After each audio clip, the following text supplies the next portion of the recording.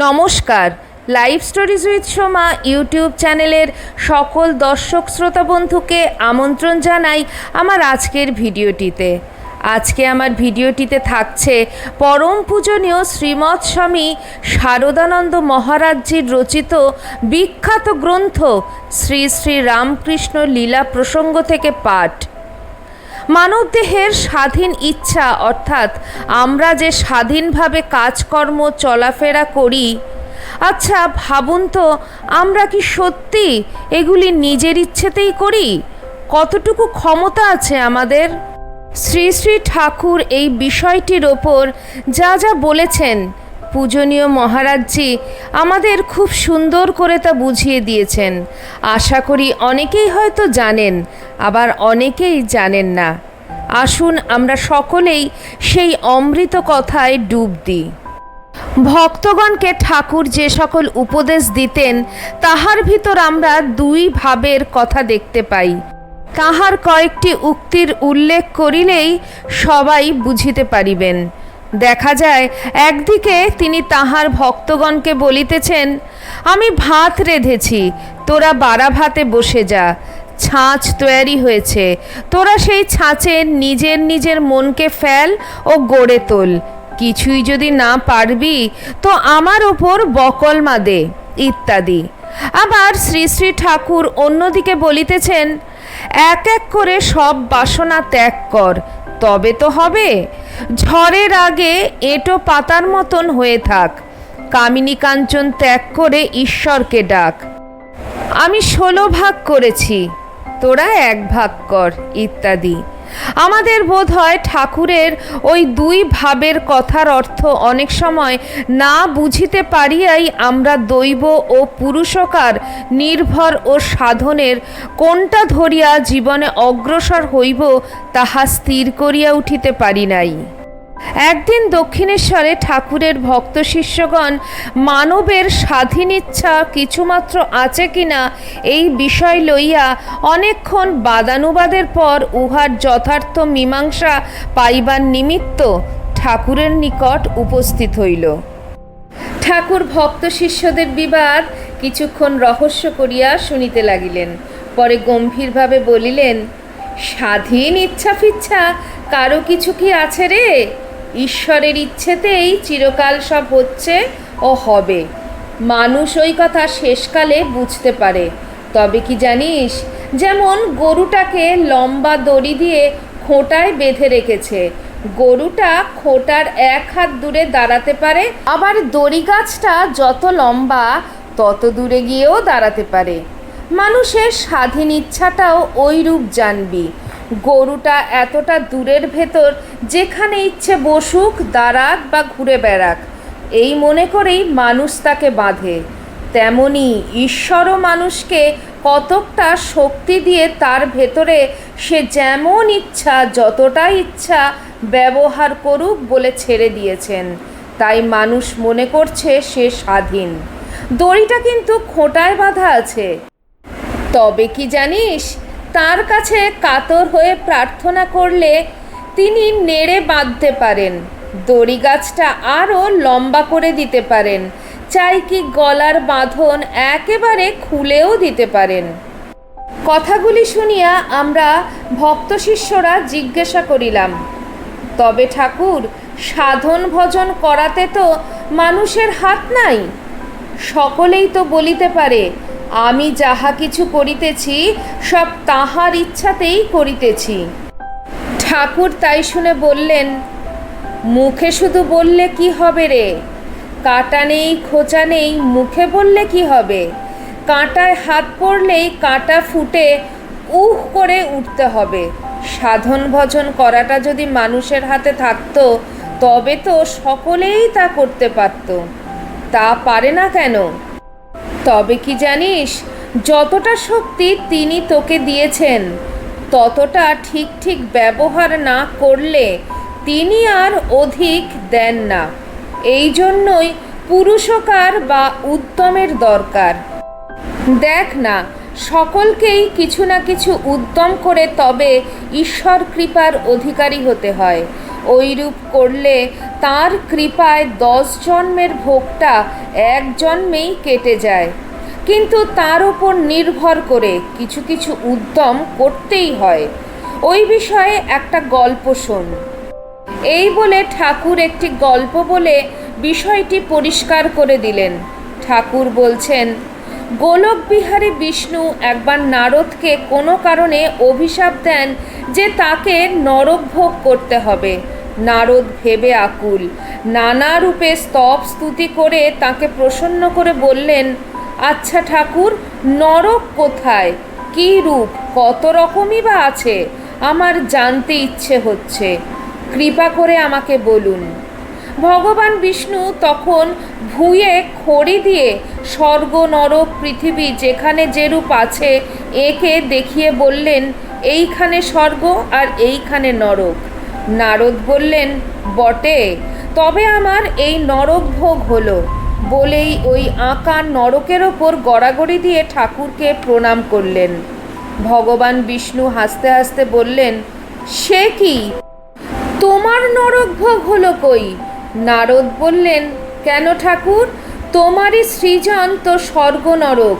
তুমি একে দেখিয়ে যখন বললে এই নরক, তখন ওই স্থানটা সত্য সত্যই নরক হলো, আর আমি তাতে গড়াগড়ি দেওয়াতে আমার নরক ভোগ হয়ে গেল। নারদ কথাগুলি প্রাণের বিশ্বাসের সহিত বললে কিনা, ভগবান বিষ্ণু তাই তথাস্তু বললেন। নারদকে কিন্তু তার ওপর ঠিক ঠিক বিশ্বাস করে ওই আঁকা নরকে গড়াগড়ি দিতে হলো। ওই উদ্যমটুকু করে তবে তার ভোগ কাটল। এই রূপে কৃপার রাজ্যেও যে উদ্যম ও পুরুষকারের স্থান আছে, তাহা ঠাকুর ওই গল্পটির সহায়ে কখনো কখনো ভক্ত শিষ্যদিগকে বুঝাইয়া বলিতেন। নরদেহ ধারণ করিয়া নরবৎ লীলায় অবতার পুরুষদিগকে আমাদিগের ন্যায় অনেকাংশে দৃষ্টিহীনতা, অল্পজ্ঞতা প্রভৃতি অনুভব করিতে হয়। আমাদিগের ন্যায় উদ্যম করিয়া তাহাদিগকে ওই সকলের হস্ত হইতে মুক্ত হইবার পথ আবিষ্কার করিতে হয়, এবং যতদিন না ওই পথ আবিষ্কৃত হয় ততদিন তাহাদিগের অন্তরে নিজ দেবস্বরূপের আভাস কখনো কখনো অল্পক্ষণের জন্য উদিত হইলেও উহা আবার প্রচ্ছন্ন হইয়া পড়ে। এই রূপে বহুজন হিতায় মায়ার আবরণ স্বীকার করিয়া লইয়া তাহাদিগকে আমাদিগেরই ন্যায় আলোক আঁধারের রাজ্যের ভেতর পথ হাতড়াইতে হয়। তবে স্বার্থ এবং সুখ লাভ করার চেষ্টার লেশমাত্র তাহাদের ভিতর না থাকায় তাহারা জীবন পথে আমাদিগের অপেক্ষা অধিক আলোক দেখিতে পান। আভ্যন্তরীণ সমগ্র শক্তিপুঞ্জ সহজেই একমুখী করিয়া অচিরেই জীবন সমস্যার সমাধান করার জন্য লোক কল্যাণ সাধনে নিযুক্ত হন।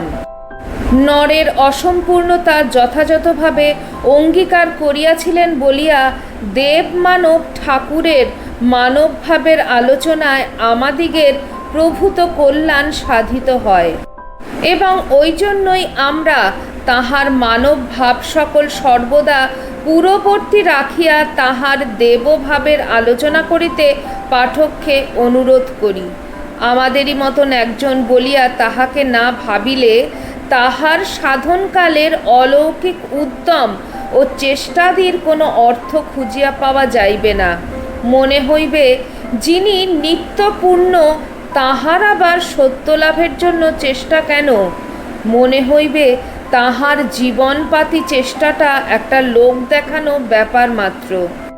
শুধু তাহাই নয়, ঈশ্বর লাভের জন্য উচ্চাদর্শসমূহ নিজ জীবনে সুপ্রতিষ্ঠিত করিবার জন্য তাহার উদ্যম, নিষ্ঠা এবং ত্যাগ আমাদিগকে ঐরূপ করিতে উৎসাহিত না করিয়া হৃদয় বিষম উদাসীনতায় পূর্ণ করিবে, এবং ইহজীবনে আমাদিগের আর জড়ত্বের অপনোদন হইবে না।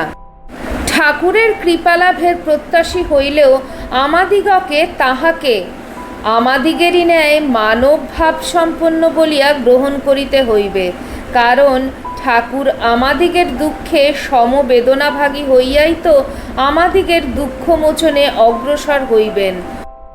অতএব যেদিক দিয়াই দেখো তাহাকে মানব ভাবাপন্ন বলিয়া চিন্তা করা ভিন্ন আমাদের আর উপায় নাই।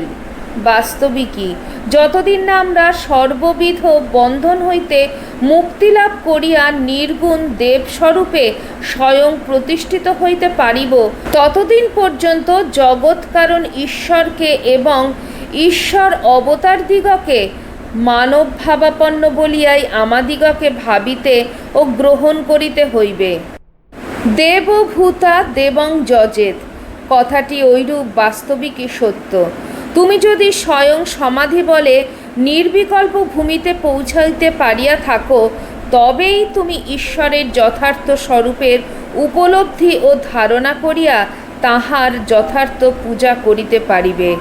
আর যদি তাহা না পারিয়া থাকো, তবে তোমার পূজা উক্ত দেবভূমিতে উঠিবার ও যথার্থ পূজাধিকার পাইবার চেষ্টা মাত্রেই পর্যবসিত হইবে এবং জগৎ কারণ ঈশ্বরকে বিশিষ্ট শক্তিসম্পন্ন মানব বলিয়াই তোমার শত ধারণা হইতে থাকিবে। দেবত্বে আরূঢ় হইয়া ঐরূপ ঈশ্বরের মায়াতীত দেবস্বরূপের যথার্থ পূজা করিতে সমর্থ ব্যক্তি বিরল। আমাদিগের মতন দুর্বল অধিকারী উহা হইতে এখনও বহু দূরে অবস্থিত। সেই জন্য আমাদিগের ন্যায় সাধারণ ব্যক্তির প্রতি করুণা পরবশ হইয়া আমাদিগের হৃদয়ের পূজা গ্রহণ করিবার জন্যই ঈশ্বরের মানবভূমিতে অবতরণ। মানবীয় ভাব ও দেহ স্বীকার করিয়া দেব মানব রূপ ধারণ। পূর্ব যুগে আবির্ভূত দেব মানবদিগের সহিত তুলনায় শ্রী শ্রী ঠাকুরের সাধনকালের ইতিহাস আলোচনা করিবার আমাদের অনেক সুবিধা আছে, কারণ ঠাকুর স্বয়ং তাহার জীবনের ওই কালের কথা সময়ে সময়ে আমাদিগের নিকট বিস্তৃতভাবে আলোচনা করায় সে সকলের জ্বলন্ত চিত্র আমাদের মনে দৃঢ়ভাবে অঙ্কিত হইয়া রহিয়াছে। আবার আমরা তাহার নিকট যাইবার স্বল্পকাল পূর্বেই তাহার সাধক জীবনের বিচিত্রাভিনয় দক্ষিণেশ্বর কালীবাটির লোক সকলের চক্ষু সম্মুখে সংঘটিত হইয়াছিল এবং ওই সকল ব্যক্তিদিগের অনেকে তখনও ওই স্থানে বিদ্যমান ছিলেন। তাহাদিগের প্রমুখাৎ ওই বিষয়ে কিছু কিছু শুনিবারও আমরা অবসর পাইয়াছিলাম। এতক্ষণ আপনারা শুনছিলেন পরম পূজনীয় শ্রীমৎ স্বামী শারদানন্দ মহারাজজির রচিত বিখ্যাত গ্রন্থ শ্রী শ্রী রামকৃষ্ণ লীলা প্রসঙ্গ থেকে পাঠ। আপনাদের ভিডিওটি কেমন লাগলো অবশ্যই কমেন্ট সেকশনে কমেন্ট করে জানাবেন। চ্যানেলের নতুন বন্ধুদের কাছে একান্ত অনুরোধ, চ্যানেলটি সাবস্ক্রাইব করে আমার পাশে থাকবেন আর পাশে থাকা বেল আইকনটি অবশ্যই ক্লিক করে দেবেন, যাতে আমার পরবর্তী ভিডিওতে আপনার সঙ্গে আমার আবার দেখা হয়। তাহলে আজকে এই পর্যন্তই। সবাই ভালো থাকবেন, সুস্থ থাকবেন। আবার খুব শিগগিরই দেখা হচ্ছে আপনাদের সঙ্গে কোনো একটি নতুন ভিডিওতে। জয় ঠাকুর, জয় মা, জয় স্বামীজি।